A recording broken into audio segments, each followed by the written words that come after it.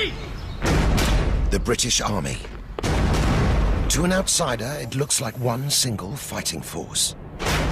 In reality, it's divided into more than 40 independent regiments, each with its own culture and traditions. And if you want to understand the British Army, these regiments are the best place to start. In this program, we meet the regiment who spearheaded the liberation of Europe in World War II. The colonel shouts, "Get in, get in!" And that was when the lid blew off the kettle. They're trained to jump into combat. We class ourselves as the elite of the British Army infantry. I chose it because it was the toughest thing that you could do. Their mascot, a Shetland pony called Pegasus. He can be unpredictable, cheeky, tries to get his own way and do stuff which most people would expect from a paratrooper. They pride themselves on being the Army's fittest regiment. Remember, this is not about how hard you can punch. It's about how hard you can take a hit. Once again, fella! This is the British Army's airborne infantry, the Parachute Regiment.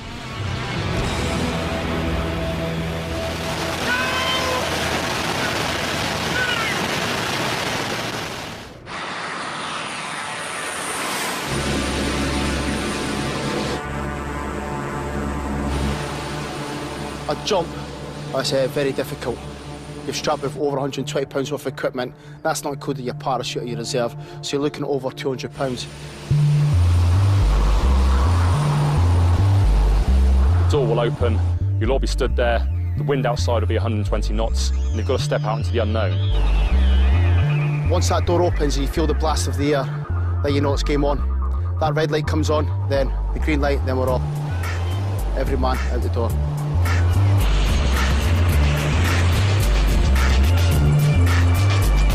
Before you do the jump, the nerves kind of build up, but once you're at that door and you jump out of the plane, then it's a view which you won't see in your car anyway. Once you're in, there's no going back. It is expected that you'll be fighting initially against the odds, you're expecting to encounter the unknown. The parachute has no reverse gear.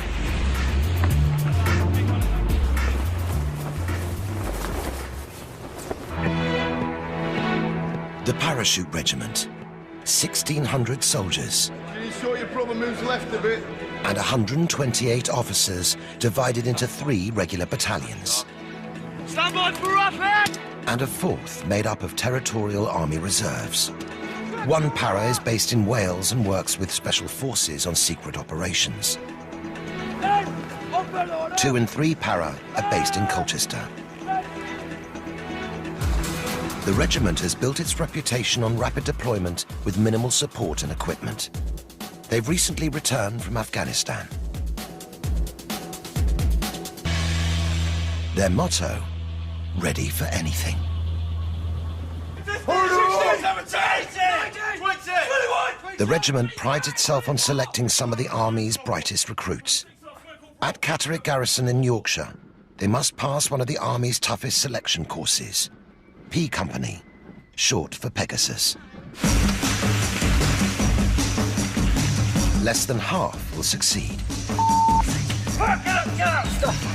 P Company is the crucible which forms that self-belief that failure is not an option, the firm refusal to give up, ever. Our nickname for other regiments is crap ass. It's been passed on from generation to generation. Because at the end of the day, we know we've handpicked other soldiers, reared them to be the best soldiers within the whole military, to be honest.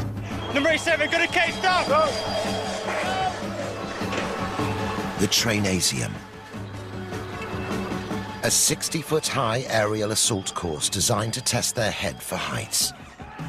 It's been part of their training since the paras were formed nearly 70 years ago.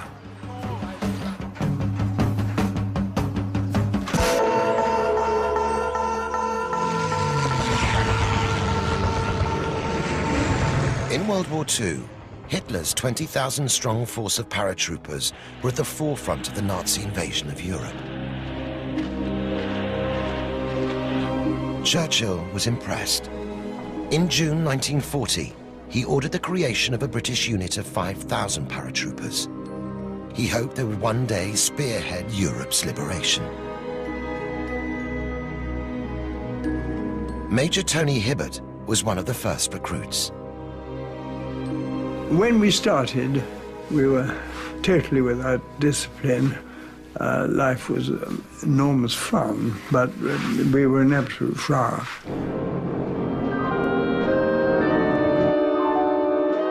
For training, they were given 1,000 parachutes and 6 old Whitley bombers. The Whitleys were converted by simply cutting a hole in the floor. You had to jump through a tunnel 6 foot deep, and if you pushed yourself a little bit too far to the front, you caught your nose on the end of the tunnel and you broke your nose. I saw one person very nearly with it cut off, and that was called ringing the bell. The unit was named 11 Special Air Service Battalion. Commanding officer, Lieutenant Colonel Eric Down, set high standards. By God, at the end of the 6 months, the battalion was absolutely unbeatable, and it was entirely discipline and fitness.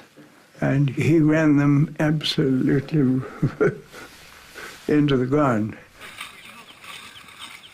Okay, all arms course, listen in. Event 3 of test week, the log race. The log race simulates the movement forward of ammunition when heavy stores and ammunition are pushed off the back of a plane. Okay, we then have to go and retrieve them as quick as we can. The race is 2 miles and needs to see maximum determination, aggression and motivation throughout. Work hard. Go, go, go!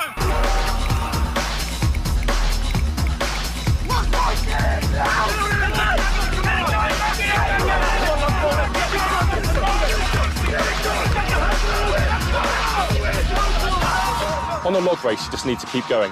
The logs start with between 7 to 9 men, and hopefully the logs will finish with a similar number.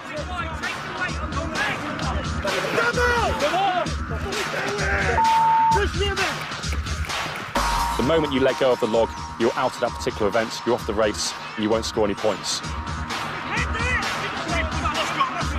It's seen as a key team event. If people can't perform in the log race, can we trust them on the battlefield?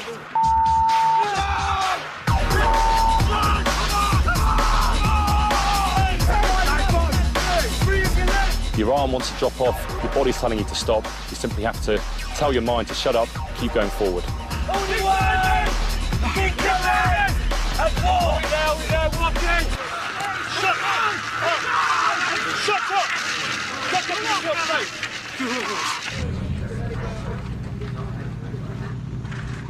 In February 1942, 116 men set off on the Para's first large-scale mission. A nighttime raid behind enemy lines in Bruneville on the French coast.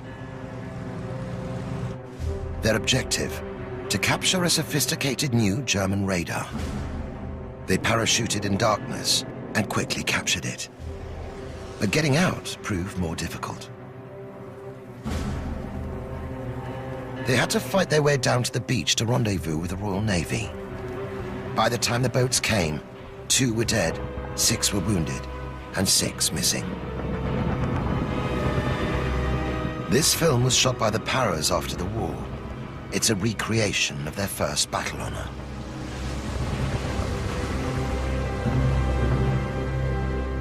We were all immensely proud that they'd had this very considerable success. That really was the first real moment that we could be proud to be Paras. The success of this mission established the Paras' reputation for courage and determination.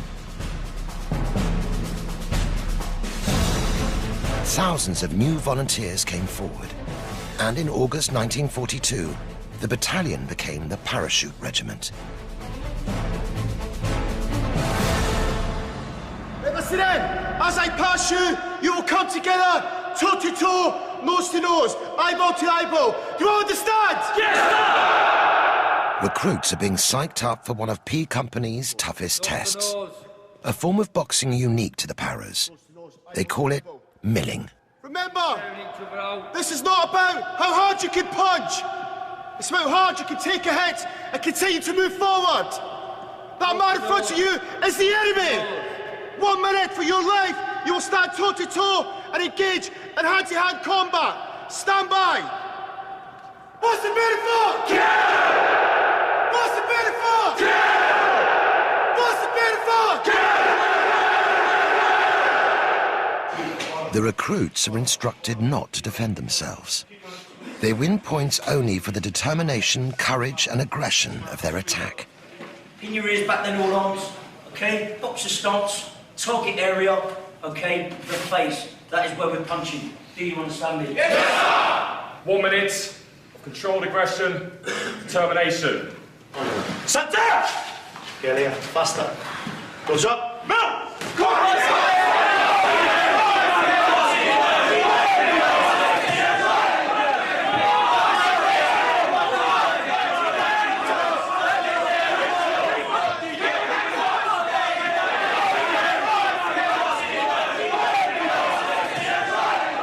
Milling is very much a test of individual courage, simulating the situation where someone is required to look out of an aircraft door at night and throw themselves on order into the unknown. You have to suppress your natural fears, have the confidence in your own ability, the determination, and frankly, the courage to do what's required of you.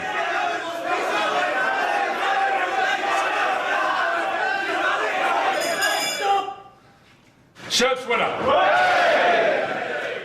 Someone can't have their head up and look where the enemy is. They're frankly no use to us on the battlefield. So it's exactly the same in the milling room. Courage in the face of adversity and looking the enemy in the eye.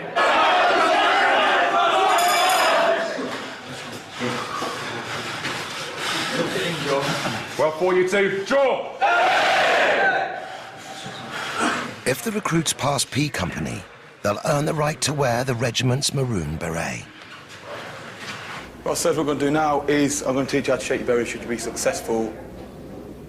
Before the final day, they learn how to shape their berets, even though some will never get the chance to wear them. What I want you to do is just, when I say, dip the berry into the hot water, which is this side, and the cold water, then back into the hot water. The maroon beret was introduced in November 1942 by Major General Sir Frederick Arthur Montagu Browning, known as Boy. He wanted to create a special sense of regimental pride. Now, pull the excess over to the right-hand side. The beret's maroon colour was chosen by Browning's wife, the novelist Daphne du Maurier. Good. And take out your cap badge. She picked it from one of the colours he used for his racehorses. Place it so that the centre of the cap badge is in between the centre and the left-hand corner of his left eye. The Maroon Beret is everything we strive to achieve, to become part of the airborne club, as it were. It's a dream I've had for a long time now, and it's a proud thing to belong to.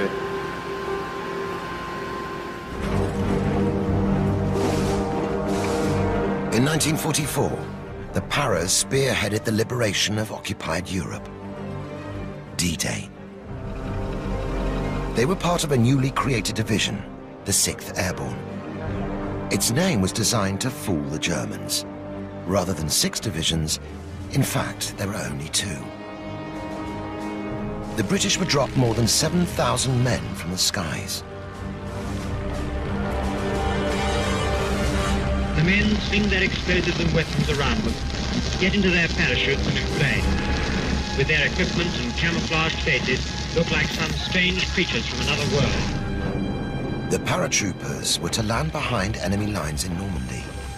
Their role was to attack and hold bridges and artillery positions to prevent the Germans from attacking Allied forces as they landed on the beaches. This is Private Banovich of the 3rd Battalion Parachute Regiment, and today he's dressed in what a paratrooper would have worn during the Second World War. Round his neck he has a Ceylonese scarf.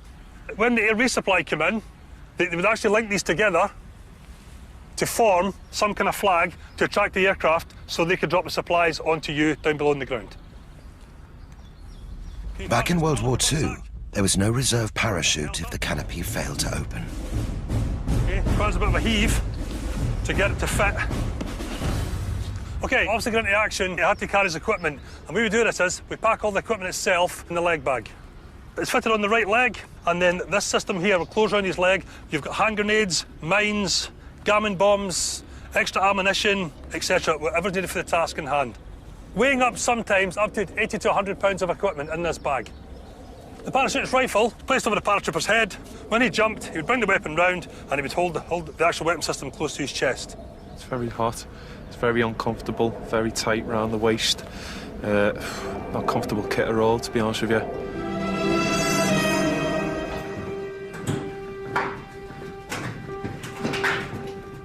We're now inside the fuselage of a Dakota aircraft, a very iconic aircraft used with the airborne forces throughout the Second World War and right up until the mid-50s. How many paratroopers with all of their kit would you be able to fit onto a Dakota?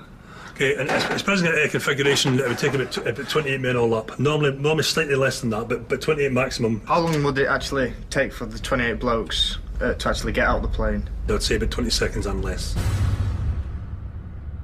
28 blokes fully kitted, you're going to feel pretty sick. And you know, those planes catching fire, you'd be looking out the windows, seeing other planes going down, and you've got to keep your head strong and be a paratrooper and jump out the door. In the small hours of the 6th of June, the parachute regiment took off. 19-year-old Jock Moody was on his first mission. Going over, once it had crossed the French coast and you get ready to stand up and hook up, you think to you, how did I get, what am I doing here? You know, what have I got myself into? And it's then you, the sooner you can get out, the better, you know. 1 minute, 30 seconds, red light, green light, and out, get on, get out into the air over France. One of the Para's objectives was to capture and destroy a heavily defended German gun battery near the village of Merville. The mission was meticulously planned by 29-year-old Lieutenant Colonel Terence Otway. For a month, he trained 750 men to cross a minefield and knock out the battery's guns.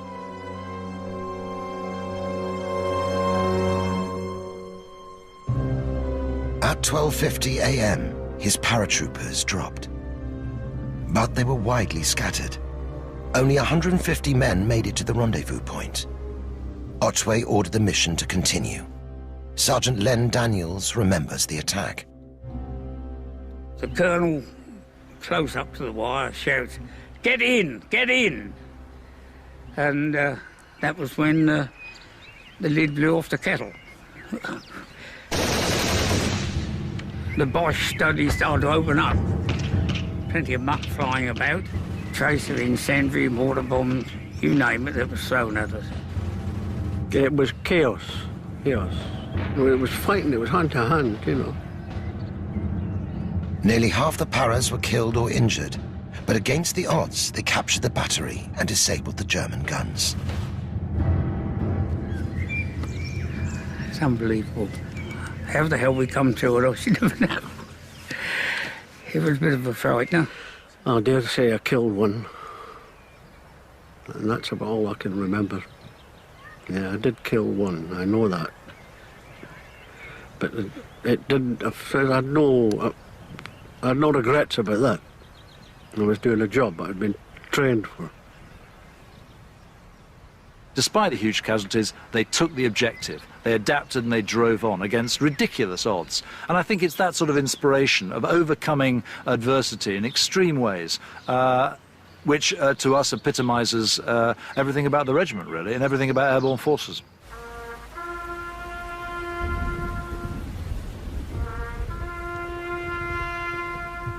D-Day came at a price. Of the 7,000 men who dropped into Normandy, 1,623 were wounded, over 1,000 killed or missing.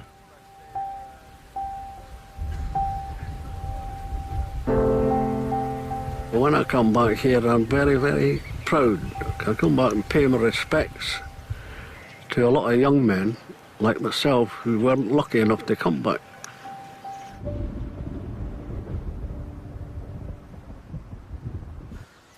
At the Remembrance Service parades, the regiment will be represented by their mascot, Pegasus.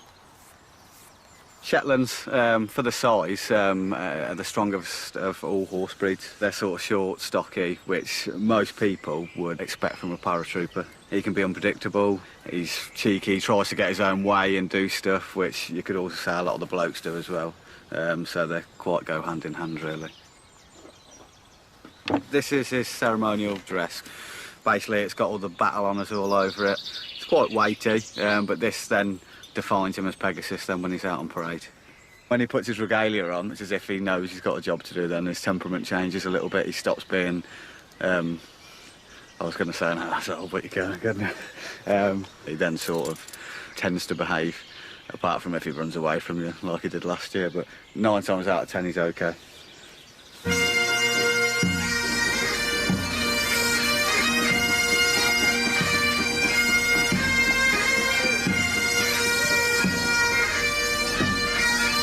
In the months after D-Day, the Paras continued the fight to liberate Europe.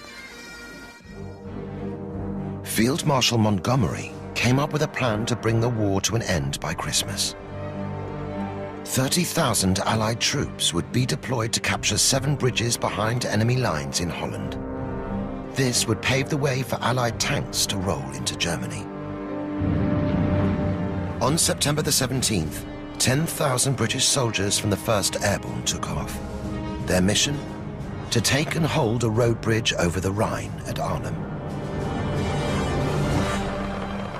The Paras would later reenact the events of that day in the film Theirs is the Glory, a mixture of drama and documentary.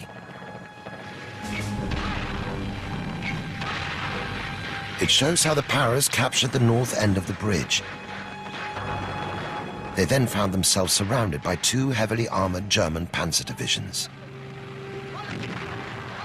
Everybody expected it to be a doddle, but those people who'd been in action before knew different. When the Germans' backs were up against the wall, they are pretty resilient.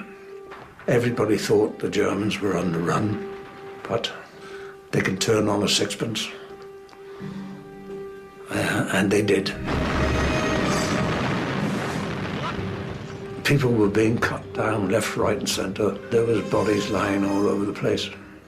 The 1st Battalion had virtually run out of ammunition. Grenades were gone. There's just no defence against a tank firing at point-blank range through the windows of a house. The Paras had orders to hold the bridge for 48 hours until ground troops arrived. But the ground troops never reached this bridge. It has gone down in history as the legendary Bridge Too Far. The Paras managed to hold out for 3 days and 4 nights. Then their ammunition ran out, and they were overwhelmed by the Germans. As we got smaller and smaller, we left people who must be dead and dying in the bits that we had to get out of. Yes, it was not the happiest day of my life. No, it was bad.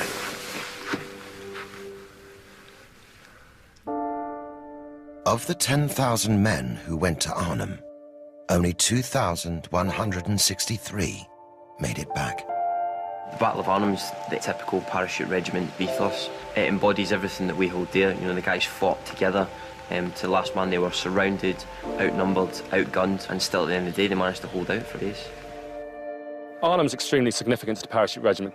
They were jumping into the relative unknown in terms of enemy positions and where they were, and they kept taking the fight forward to the enemy with both aggression, motivation and determination, which are the 3 qualities we aspire to have today. Could I ask you some questions now then, okay, about regimental history? Learning regimental history is an essential part of being a modern paratrooper. What was the operational name for Arnhem? Market Garden, sir. Yeah, Operation Market Garden. What was the name of the conflict in the Falkland Islands? Operation Corporate, sir. Exactly. The history does motivate you when you're on tour, because we've got a reputation to live up to. The things that have gone before us, the people that have gone before us, and the things that they've accomplished against great odds, and it does really get the guys G'd up and ready to go. Get listening. Stand down. Hey! Once you shout out your P company number, you have to shout out, sir. He'll then tell you if you've passed or failed. In Catterick, it's the final day of P Company. If you pass, you stay where you are. If you fail, you turn to the right, salute, and march off to the rear, where Corporal Minchell will wait for you there. Number 2. Sir! Pass. Sir! Number 3. Sir! Pass. Sir! Number 40. Sir! Pass. Sir! Number 60. Sir! Fail.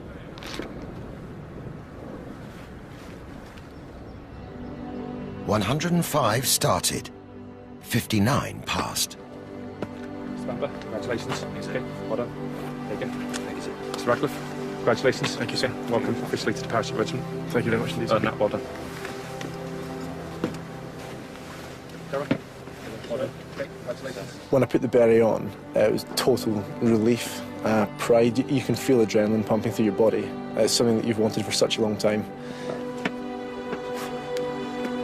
Right now, I honestly feel the best I've ever felt. It's the proudest moment of my life, having just come off the beret parade and received the maroon beret. Now we are actually part of the Parachute Regiment, and we can wear the maroon beret with pride. Up, high, up, high, up, high, up, high, up, high. Since World War II, the Paras have been one of the most active regiments in the British Army. From Suez to the Falkland Islands, from Kosovo to Sierra Leone, they've been deployed in nearly every British military conflict.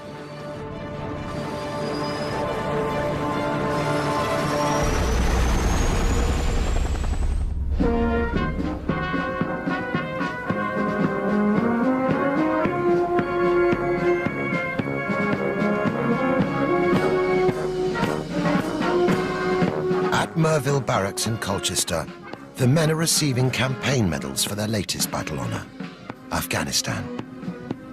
Here to congratulate them, the regiment's Colonel-in-Chief, His Royal Highness the Prince of Wales.